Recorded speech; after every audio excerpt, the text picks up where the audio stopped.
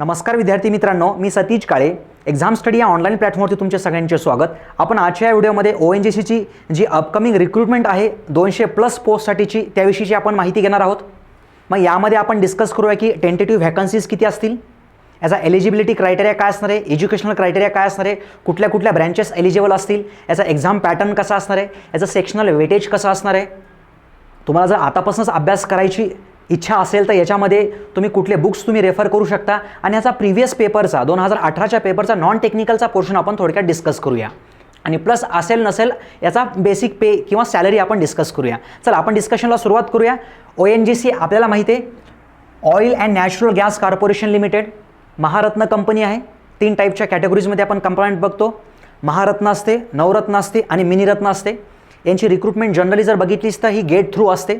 गेटचा एक specific rank नंतर एक स्पेसिफिक स्कोर नंतर आपल्या यांचा कॉल येतो. बट ही आपल्यासाठी एक चांगली अपॉर्च्युनिटी आहे असं मी मानतो. ही पूर्णपणे नॉन गेट एक्झाम असणार आहे, ऑनलाईन एक्झाम असणार आहे. दुसरा क्वेश्चन असा असू शकतो की सर कधीपर्यंत याच्या व्हॅकन्सीज येऊन जातील, तर जसं मागे बोललो आहे आपण 2.5 ते 3 महिन्याचा कालावधीच्या नंतर याचं एक नोटिफिकेशन येण्याची दाट शक्यता आहे. कुठल्या पोस्टसाठी असणार आहे तर बघितलंच तर पोस्ट आहे याची नवीन पोस्ट आहे JEA 7 पेनुसार जी रिवाइज्ड पोस्ट आहे रिस्ट्रक्चर झालेली junior engineer assistant. Minimum educational criteria याच्यासाठी आहे बघा डिप्लोमा प्लस डिग्री चालेल का? चालेल. नुसता डिप्लोमा चालतोय. अगोदरची ही पोस्ट जी होती असिस्टंट टेक्निशियन या नावाने ओळखली जायची आणि याच्यामध्ये एक महत्त्वाचं म्हणजे कुठले स्टुडंट्स एलिजिबल असतील याच्यामध्ये ज्यांच्याकडे महाराष्ट्र डोमेसाईल सर्टिफिकेट आहे ते स्टुडंट्स याच्यामध्ये एलिजिबल असतील. म्हणजे ऑल ओव्हर इंडिया असणार का हे क्रायटेरिया? तर नाही. तर हे सर्टिफिकेट या पोस्टसाठी आपल्याला लागणार आहे. पुढे आपण जर ब्रँच वाईज जर ह्याच्या टेंटेटिव्ह व्हॅकन्सीज जर बघितलं तर या टाईपमध्ये दिसून येईल आपल्याला. जसं की प्रोडक्शन डिपार्टमेंट याच्यामध्ये 47 vacancies, mechanical department 40 vacancies, drilling department 17 vacancies, transport असेल तर 10, इलेक्ट्रिकल असेल तर 39 आणि इकडं सिव्हिल असेल तर 5 व्हॅकन्सीज. या टाईपमध्ये 200च्या आसपास या व्हॅकन्सीज असणार आहेत.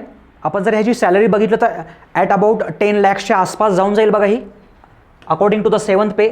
त्याच्या अगोदर तर बघितलंच तर आपण 2018 प्रमाणे या टाईपमध्ये होते. बेसिक होता 31,500 प्लस याच्यामध्ये बरंचसं काय काय असतं बघा. 47% अलाउन्सेस, डिअरन्स अलाउन्स, HRA 3% इन्क्रीमेंट पर इयरला असते. त्याच टाईपमध्ये परफॉर्मन्स रिलेटेड पे असतो. अशा टाईपच्या कंपन्यांमध्ये आपण बघतोय. मेडिकल आणि बऱ्याचशा अदर फॅसिलिटीज याच्यामध्ये असतात. 6 पे प्रमाणे आहे, 7 पे प्रमाणे एक चांगली सॅलरी असणार आहे आपल्याला याच्यामध्ये. सध्या तरी आपला इथं फोकस नाही आहे. आपला फोकस आहे चांगला जॉब भेटण्यावरती आणि नक्कीच महारत्न कंपनी असल्यामुळे याच्यातला जॉब जो ऑफशोर असणार आहे वेस्टर्न सेक्शनसाठी, मुंबई झोनलसाठी तो नक्कीच चांगला आहे. ITI होल्डरसाठी डिपार्टमेंट जर बघितलंच तर याच्यामध्ये व्हॅकन्सीज वेल्डिंग डिपार्टमेंट असणार आहे, प्रोडक्शन असणार आहे, क्रेन रिलेटेड असणार आहे आणि फायर रिलेटेड डिपार्टमेंट्स याच्यामध्ये व्हॅकन्सीज असणार आहेत ITI रिलेटेडच्या पोस्टसाठी. हे जी काय आपण एक्सप्लेन करत आहोत 2018चं जे नोटिफिकेशन होतं ONGCचं त्याप्रमाणे आपण एक्सप्लेन करत आहोत. तुमचा क्वेश्चन असा असू शकतो की सर मी मी डिप्लोमा नाही केलेला, माझी फक्त डिग्री आहे, मी एलिजिबल असेल का? तर फायनल नोटिफिकेशन ज्यावेळेस याचं येणार आहे त्यावेळेस तुम्हाला याच्याविषयी माहिती दिली जाईल व्हिडिओच्या थ्रूच. हे जे नोटिफिकेशन होतं याच्यामध्ये मिनिमम एज्युकेशनल क्रायटेरिया होता आपला हा डिप्लोमा प्लस डिग्रीवाले पण जमत होते आणि डिप्लोमावाले पण जमत होते या केसमध्ये. एज लिमिट जर बघितलंच तर इथं एक थोडासा प्लस पॉईंट आहे याचा. ओपनसाठी 30 आहे, OBCसाठी 33 असणार आहे, SC ST यांच्यासाठी 35 असणार आहे. याचा आपण क्वालिफिकेशन क्रायटेरिया बघितला तर याच्या वेगवेगळ्या पोस्ट ज्या असतात A1 A2 तर आपल्यासाठी जी A2 लेवलची जी पोस्ट आहे त्यासाठी आपण बघत आहोत. याच्यामध्ये मेकॅनिकल 40 व्हॅकन्सीज आता बोलल्याप्रमाणे याला फक्त आणि फक्त लागतो diploma in mechanical. Production department जे आहे 47 व्हॅकन्सीजसाठी इथं मेकॅनिकल पण चालतं आहे, केमिकल चालतं आहे, पेट्रोकेमिकलसुद्धा चालतं आहे. ड्रिलिंग्स डिपार्टमेंटला 17 व्हॅकन्सीजसाठी हे तिघंही चालत आहेत, मेकॅनिकल, केमिकल, पेट्रोकेमिकल. ट्रान्सपोर्ट असेल 10 व्हॅकन्सीजसाठी हे तर ॲज युजल आहेच. ॲटोमोबाईल, मेकॅनिकल दोघंही चालतात. फक्त याच्यामध्ये कंपल्शन असं आहे की हेवी ड्रायव्हिंग लायसन्स इथं मस्ट आहे. तुम्ही जरी आता जरी अप्लाय केलं तर तुम्हाला तोपर्यंत नोटिफिकेशन येईपर्यंत हे तुम्हाला अवेलेबल होऊ शकतं, यात काही अडचण नाही आहे. आणि याच्यामध्ये विशेषतः बघितलं असेल की ह्या तिन्ही पोस्टसाठी, तिन्ही डिपार्टमेंटसाठी मेकॅनिकल स्टुडंट्स एलिजिबल आहेत याच्यामध्ये. म्हणजे इतक्या व्हॅकन्सीज होऊ शकतात बघितलंच तर आपण मेकॅनिकलसाठी. फक्त शेवटचं जे आहे इथं हेवी कंपल्सरी असणार आहे. हेवीचं लायसन्स कंपल्सरी असणार आहे. नंतर इलेक्ट्रिकलसाठी बघितलं 39साठी, तर याच्यामध्ये याने एक अट जी टाकलेली आहे, certificate of proficiency as a electrical supervisor. याचा एक एक्सपिरियन्स सर्टिफिकेट असणं अपेक्षित आहे तुम्हाला. इलेक्ट्रॉनिक्स आणि इन्स्ट्रुमेंटेशनसाठी सध्या तरी वॅकन्सीचं अपडेट नाही आहे, बट अपकमिंगमध्ये इथं पॉसिबिलिटी आहे. ह्याच्यामध्ये जे काही आणखी प्लस मायनस होईल ते फायनल नोटिफिकेशनद्वारे कळवलं जाईल तुम्हाला. प्लस मायनस म्हणजे कसं, ह्या डिप्लोमा बेस्ड आहेत. ज्यांनी डिप्लोमा केला हे सगळेच एलिजिबल आहेत यासाठी. आता ज्यांनी डिप्लोमा नाही केला, ज्यांनी डिग्री केली फक्त, मग ते एलिजिबल असतील की नसतील त्याच्याविषयी बोललो आहे मी. इलेक्ट्रॉनिक्समध्ये जर बघितलंच तर आपण इथंही तसंच आहे. इलेक्ट्रॉनिक्स, टेलिकम्युनिकेशन, ENTC किंवा मग ह्याच्यामध्ये या टाईपचा कोर्स पाहिजे, MSc in physics with electronics. आणि इन्स्ट्रुमेंटेशनच्या ज्या वॅकन्सी असेल त्यासाठी डिप्लोमा इन इन्स्ट्रुमेंटेशन हे मिनिमम एक्सपेक्टेड आहे इथं. महत्त्वाचं म्हणजे याची सिलेक्शन प्रोसेस कशी असते, ही जवळपास डायरेक्ट रिक्रुटमेंटमध्ये येऊन जाते. ना ह्याला प्री एक्झाम असते, ना ह्याला इंटरव्ह्यू असतो. एक प्रॉपर कट ऑफ नंतर आपलं सिलेक्शन इथं एक्सपेक्टेड आहे. याच्यामध्ये जर आपण बघितलं, पार्ट ए आणि पार्ट बी अशा 2 पार्टमध्ये ह्याला कॅटेगराईज केलेलं आहे. पार्ट ए हा 20% वेटेजचा म्हणजे 20 क्वेश्चन्स असतात. पार्ट बी हा 80% वेटेजचा 80 क्वेश्चन्ससाठी विचारला जातो. प्रत्येकी क्वेश्चन हा एका मार्क्सला असतो. पूर्ण जर वेळ बघितला ह्या CBT एक्झामचा तर 2 तासाचा असतो. याच्यामध्ये निगेटिव्ह मार्किंग नाही आहे, हा एक याचा थोडासा प्लस पॉईंट ठरतो. आणि पार्ट ए मला जर आपण सिलेबस बघितला तर हा आहे नॉन टेक्निकल आणि नंतर असणार आहे हा टेक्निकल 80%चा.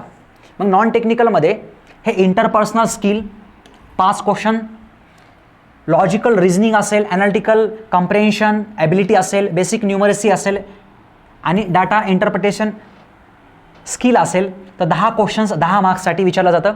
जनरल अवेअरनेस 5 क्वेश्चन्स विचारले जातात 5 मार्क्ससाठी. आणि जे 80 मार्क्स जे विचारले जातात ते आपल्या डोमेन रिलेटेड, ब्रँच रिलेटेड असेल, मेकॅनिकल, इलेक्ट्रिकल, सिव्हिल त्या टाईपमध्ये 80 क्वेश्चन्स 80 मार्क्ससाठी. मोड ऑफ लँग्वेज जर बघितला आपण ह्या एक्झामचा तर हिंदीमध्ये क्वेश्चन असतो, इंग्लिशमध्ये क्वेश्चन असतो. सुरुवातीला टाईप केला असतो इंग्लिश, नंतर त्याच्याखाली हिंदी या टाईपमध्ये 4 ऑप्शन्स, नो निगेटिव्ह मार्किंग. आणि पुढे आपण थोडक्यात बघू याचा पेपर कसा असतो. तर जर तुम्हाला सेल्फ स्टडी करायचा असेल तर तुम्ही याच्या थ्रू प्रोसीड करू शकता बघा, कारण पेपर बघितल्यानंतर तुम्हाला बराचसा अंदाज येऊन जाईल. याची डिफिकल्टी लेवल आपण जर बघितलं तर एकदम इझी टू मीडियम लेवलची असते बघा. आणि याच्यामध्ये जे काही चेंजेस होतील अपकमिंग रिक्रुटमेंटमध्ये ते तुम्हाला कळवले जातील. आणखी याचं फायनल नोटिफिकेशन आलेलं नाही आहे. मे बी याच्यामध्ये थोडासा क्रायटेरियामध्ये प्लस मायनस होऊ शकतं.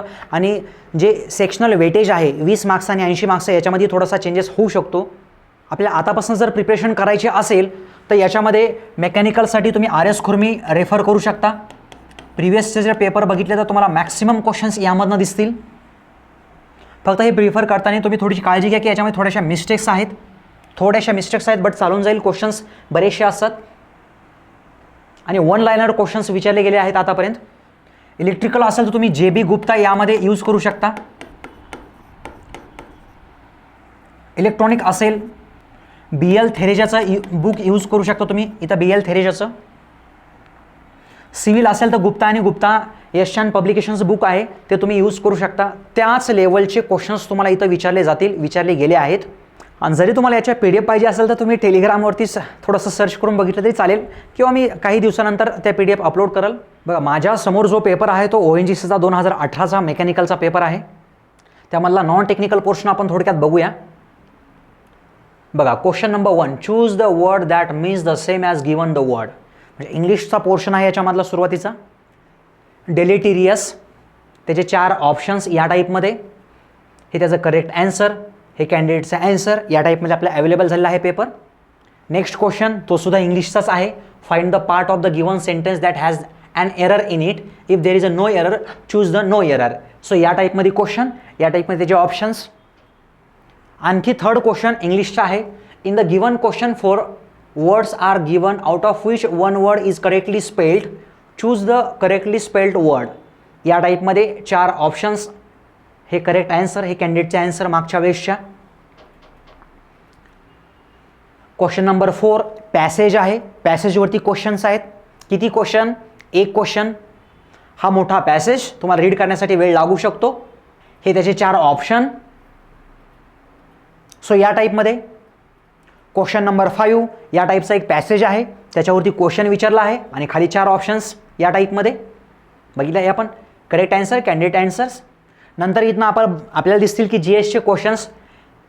अप्सरा Reddy has been appointed as a general secretary of, या टाईपमध्ये इंग्लिशमध्ये क्वेश्चन असतो आणि या टाईपमध्ये हिंदीमध्ये क्वेश्चन विचारला जातो. अप्सरा रेड्डी को डैश डैश के महासचिव के रूप में नियुक्त किया गया है. ह्याचे खाली 4 ऑप्शन्स आहेत. ऑप्शन्स ऑल इंडिया, महिला काँग्रेस या टाईपमध्ये. नंतर बघितलं आपण question number 7 Gangajal project has been launched in Agra 2, त्याच टाईपमध्ये फॉर्मॅट. क्वेश्चन नंबर 8 बायोलॉजीचा क्वेश्चन आहे. Jelly like substance present between the cell membrane and the nucleus is. ह्याच्यामध्ये आणखी बघा, कोशिका झिल्ली तथा केंद्रक के मध्य उपस्थित जैली पदार्थ, जैली जैसे पदार्थ डॅश डॅश है. ज्यांना हिंदी जमेल त्यांच्यासाठी हे preference. Question number 9 according to the Chola institution land for maintenance of school is mentioned as. 4 option, correct answer. आणखी पुढे कम्प्युटर रिलेटेडचं आहे. In which of the following tab the reset button found in MS PowerPoint. PowerPoint जे मी वापरतो आता power पॉईंटच आहे, त्याच्या रिलेटेडचा क्वेश्चन आहे. हे त्याचे option home, view, review, insert तर होम हे करेक्ट आन्सर आहे, हे कॅन्डिडेटचा आन्सर आहे. Question number 11 in which of the following question select the missing number from the given series. या टाईपमध्ये सिरीज आहे आणि या टाईपचे क्वेश्चन्स आपल्याला माहिती आहेत. हे असे क्वेश्चन्स RS अग्रवालमध्ये तुम्हाला बरेचसे दिसून येतील. मिसिंग सिरीजचा इथं असा टाईपचा क्वेश्चन आहे. आणखी एक लेटर्सच्या टर्म्समध्ये in the following question select the missing letters from the given series. या टाईपमध्ये सिरीज आहे, अल्फाबेटिकल सिरीज. त्यामध्ये क्वेश्चन 13 बघितला आपण. इन द सर्टेन कोड, एका कोड लँग्वेजमधले चाइल्डला या नंबरनं डिनोट करतात, तर बर्थला कसं डिनोट केलं जाईल ते त्याचे ऑप्शन्स. या टाईपचे क्वेश्चन्स ASBD बो क्वेश्चन, त्याचे option. Which of the following is true or false या टाईपमध्ये question. Question what is the value of 1 cube plus 2 cube plus 3 cube up to 20 cube या टाईपचे क्वेश्चन्स. 17 प्रॉफिट लॉसचा the selling price of article, profit then what will be the selling price of the article. नंतरचा question if 2A equals to 3B 5B equals to 6C then what is the value of ABC या टाईपमध्ये. आणखी ॲप्टी रिझनिंगच्या रिलेटेडचे questions इथं बघायला दिसतील आपल्याला थोडेसे. आणि हा आपला शेवटचा 20 नंबरचा क्वेश्चन ओके या टाईपमध्ये. नंतर इथून पुढं टेक्निकलचे क्वेश्चन्स सुरू होतील जे की फार सोपे असतील, अभ्यास केला तर फार सोपे असतील या टाईपमध्ये. सो धन्यवाद विद्यार्थी मित्रांनो, आपण आज इथं थांबवत आहोत. इलेक्ट्रिकलसाठी, मेकॅनिकलसाठी आपले लवकरच ऑनलाईन कोर्सेस चालू होणार आहेत. त्याच टाईपमध्ये परमिशन भेटल्यानंतर ऑफलाईनही कोर्सेस आपण रिझ्यूम करणार आहोतच यासाठी. आणि तसं नसेल त्यापेक्षाही तुम्हाला काही वेगळं सेल्फ करायचं असेल, काही अडचण नाही, काही अडचण नाही, तुम्ही कॉल करू शकता. खाली कॉल नंबर दिलेले आहेत. धन्यवाद.